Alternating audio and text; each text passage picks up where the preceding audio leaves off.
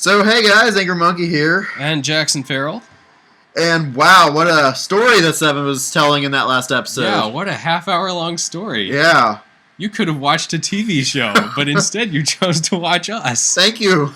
We're so glad that you're spending your time with us today. And like a good serial TV show, the story continues. So Seven is asking Snake, you were there that day, weren't you? Tall kid in the jacket. That was you, wasn't it? Yes, I was.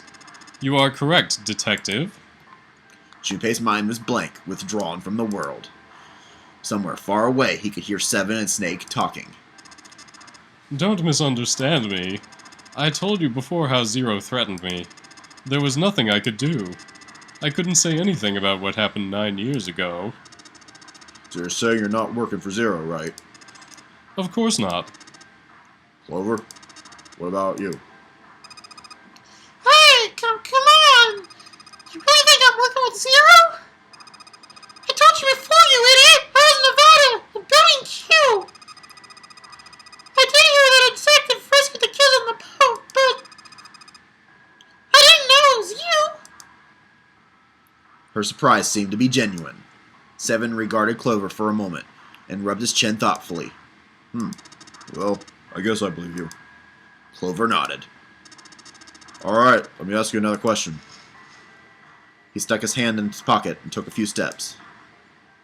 Then he stopped and turned to face them again. Santa's real name is Aoi Kurishiki. He's Akane's brother. You know that. No, I didn't! Did you? Well, yes, I know Aoi Kurishiki was her brother, but I didn't know he was Santa, at least not from the beginning. 9 years ago, he was in the middle of puberty. His voice is entirely different now. Yeah, man, I add man after I heard the word man. It wasn't like that before, man. I'm ashamed to say that even my exceptional hearing wasn't able to make that connection. As such, I had no reason to think Santa was Aoi. When did you figure it out? A short time ago, Clover told me that Santa might have been one of the subjects of the initial experiment. When she told me that, I had a feeling. Santa is Aoi? Akane Kurishiki? June's brother? That spark caught flame in Junpei's leaden mind, and the fog began to clear. Like an engine beginning to turn, images and thoughts began to coalesce in his mind, coming faster and faster, forming bigger images, bigger thoughts. Big thoughts. Junpei blinked. He was back. There's still a lot we don't know. I mean, like, a lot. But there is one thing I think we can say we know. What's that? The body we found in the shower room had to be Nijisaki, dressed up to look like Snake. What? Come on, man. What kind of a detective are you? You didn't figure that out already? Hey, go easy on me, man. I just got my memory back, alright? Cut me some slack. Well, if he is, the 3 murders make sense then, don't they? Yeah, that's right, murder. Kubota blew himself up, but that was murder too. So why did these murders take place? If Junpei is correct, and the body in the shower room was Nijisaki's, that means all of the people who were murdered were involved with the creation of the Nonary project. There they are, Kubota. The person who conducted the actual experiments. Nijisaki, Hongo's assistant. Musashido, the man who financed the project. You mean this was all just revenge? Santa, Zero? He's getting revenge for the death of his sister! No, I don't think Santa actually murdered anyone. In fact, Junpei didn't think. He knew. He couldn't explain why or how, but he had no doubt that Santa had killed no one. Perhaps the madness of the last several hours was finally driving him insane, but Junpei had ceased to be surprised at his sudden knowledge and had even begun to accept it. If I'm right, then it's not hard to figure out who the next victim's gonna be, is it? I'm pretty sure I don't have to tell you. Snake, Clover, and Seven all nodded. The next target will be Gentaro Hongo. The person who planned the notary project. In other words, Ace. There was a moment of silence. And Then, earthquake! shipquake. Then the room shook. From far away, they heard the sudden rush of water. Whoa, what's going on here? It must be 6 a.m. Our time is up. Oh, crap. Crap baskets. Come on! We need to get the crab baskets out of here. How? We pick them up and carry them. They're heavy. In the drawer that held the picture was a key. Really? We're just now grabbing the key card? I'm betting this sucker opens the exit. Come on, let's go. Let's go. It's a me, Junpei. Okay, we've got our key card. It is exit time. If we can shift ourselves around, swipe the card. Roger, look! It's unlocked. Yeah. Oh, we can get back to the library. Oh, we're still. Right, I forgot. Hurry up, Junpei. We don't have time. Let's go. I forgot we were still in the library. All right, let's go. Open wide, Mr. Wow. Door. How long did we spend in that room? 1,000 million years. That's what it felt like. We finally found it. Yep. All the episodes are blending together in my mind. I know. I have no idea how long we've been in the library. Okay, back to the library. Alright, the shaking had stopped, but they knew the danger hadn't passed. They ran across the hallway, straight for the large metal door. Next to the door was the Uranus card reader. All right, read that Uranus card. They slipped a key card through, and the door rumbled open. Out of the library and into the hallway they ran. Out of the frying pan and into the fire. Yeah. At the end of the hallway was a door. Junpei reached into his pocket and pulled out the key as he ran toward it and dropped it on the floor. Oh no! And then it went to like one of those one of the little slits of a what are those The slits. those things A- registers, like a register type thing. Oh, a grate? Yeah, slipped to a grate and it falls down and is never seen again. And then our four heroes drowned. That's Boy, the end of the story. We sure are making up a lot of losing scenarios that aren't even programmed into the game. He turned it. The lock clicked. As one, they shoved the door open and poured through it. It was rigged with explosives and blew them up. In front of them was another great metal door. Not a grate, just a great metal door. Above it was a metal plaque. It read incinerator. Actually, it says caution incinerator. So this is the caution incinerator. That's the first time I've seen it from this side, but yeah, I think so. Then there ought to be a lever near the door. Yeah, right here. Junpei ran up to it. Pull that and the door should open. Got it. As he spoke, he pulled the lever.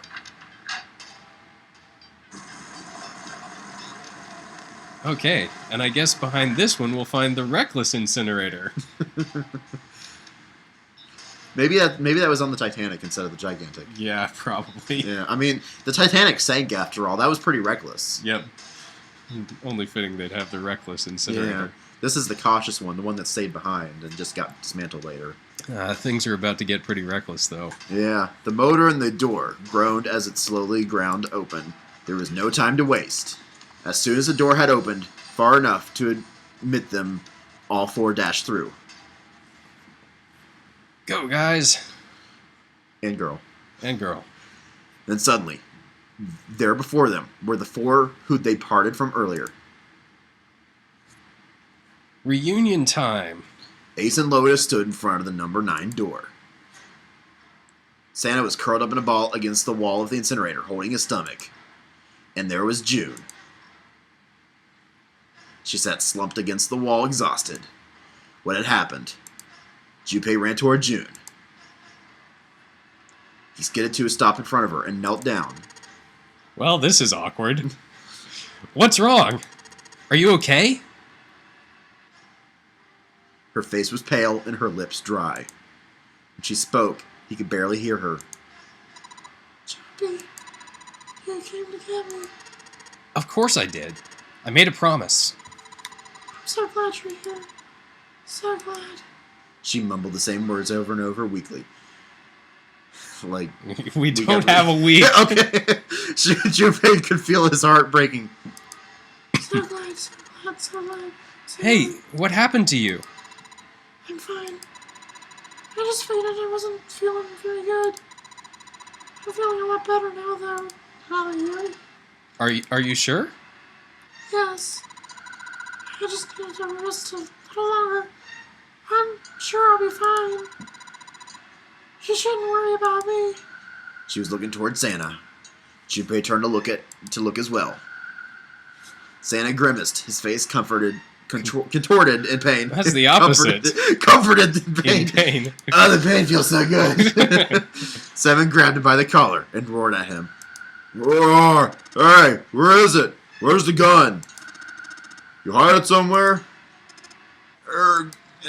Despite himself, a grunt of pain escaped Santa's lips as Seven shook him. I don't have it, man. I got sucker punched and they took the gun, man. Now that we've got everyone back together, should I re-7? Okay. What? Who took it? Isn't it obvious, man?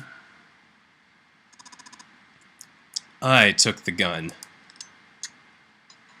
That looks familiar. Oh, yes, we're just reusing the same artwork. Ace! He did indeed have the revolver in his hand. It was pressed against Lotus's temple. Ace had her pinned to him with the other arm, and she was shaking visibly. Her fiery attitude was gone, replaced by fear. She didn't dare speak. There was sweat on her forehead. And when her eyes weren't flickering up to the gun pressed against her, they seemed to be desperately wanting to say something. Just what do you think you're doing, Ace? Or maybe I ought to say Gentaro Hongo, CEO of Cradle Pharmaceutical. Seven's deep baritone rumble shook the walls. Ace sneered. You have me at a disadvantage, and I don't like that. You know me, but I don't know you. Do you have any idea how much I've suffered? Can you even begin to understand? How about me? How much have I suffered, man? Well, I don't know. Was I the one that punched you? Yeah, you punched... Probably. I don't know. You killed my sister, man. That's not cool. Or did I? I guess we're going to find out as further things are... You're changing the subject. We need to talk about my pain right now. Can you even begin to understand my pain? The pain of prosopagnosia, right? Oh, that reminds me of something that when we were behind door 8 and Lotus was talking about it and talking about the whole monkey thing and how all monkeys look alike. Mm-hmm. Well, a lot of people mistake me for somebody that they know. Like, oh, hey, you're so-and-so's kid, right? No, I don't know so-and-so. Oh, you must be related to Jeff. I do have a cousin named Jeff that lives in Florida. Well, no, okay, that's not him.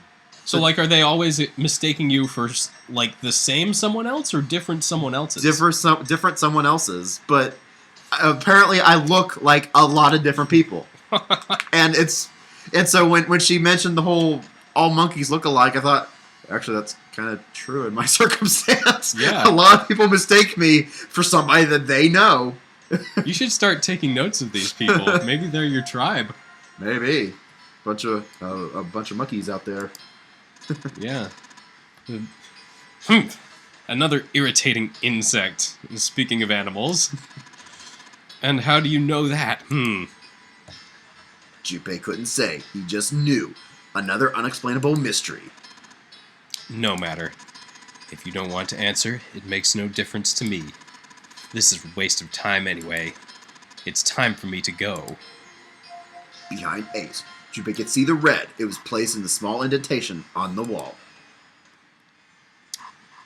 Quickly, Ace placed his hand on the scanner. It beeped, and he forces Lotus's hand onto it as well. Then at last, he reached into his pocket. He pulled something out and pressed it against the panel. The third asterisk appeared on the red. The thing he had used for the final verification was the bracelet with the number 9. Okay, so this is where we get the revelation that he came back, stole Kubota's... Yes.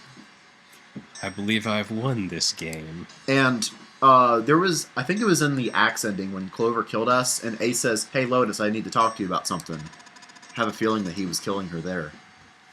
And I have a feeling that he was probably also the one that stabbed Junpei when he noticed that Lotus's bracelet was gone in the first ending. Oh, the mystery stabber? Oh. And since we're on the same subject, during the submarine ending, we saw all the bodies on the steps. We only checked Clover's pulse. We didn't check Santa's or Ace's pulse. Oh. So either one of them could be... But probably Ace. Oh, yes. Because then we also saw that June was dead, and naturally, Santa's not going to kill his own sister. Yep. Yeah. Makes sense. Okay, so we're deducing things. Yeah. Ace says, "I've had quite a time playing with you. I must thank Zero, I suppose." Wait. Something about the way he'd spoken. Did Ace know who Zero was? Did Ace not know who Zero was? Did he not know? Or did he? Junpei's eyes flickered toward Santa. "Oh, thank you, Junpei. Now I know who it is." He hadn't moved since they entered the room. Santa was still holding the stomach and groaning as if in immense pain. Junpei wasn't sure if it was real pain, but he wasn't sure if it wasn't either. Okay, that kind of sounds like somebody that I used to work with that says something similar to that of, "I'm not saying you did do it. I'm not saying you didn't do it." Wasn't sure if it wasn't. What did Santa have up his sleeve this time? Santa doesn't have sleeves. That's true. It's kind of hard to hide something in that. Unless it's Yes. in that weird thing, that weird wrap thing he has on his arm. It could be something hiding in there. Yeah, it would have to be a small thing. Yeah. At any rate, the game ends now. It could be a bullet. And he's able to flick it fast enough and hits Ace in the head or something. Quite a feat. I will escape, and the rest of you will have a slightly less pleasant ending. I suggest you enjoy your final moments. Goodbye. Wait. Oh, sorry. Wait! I forgot. You're 7 now. Ace, of course, paid no heed to 7's request and laid hold of the lever on the red. With a sickening sense of finality, he pulled it. There he goes. And the door... What? What? Why isn't it opening? Shall we find out in the next episode? Sure. Okay, that's when we're going to find out. See you guys then. Bye.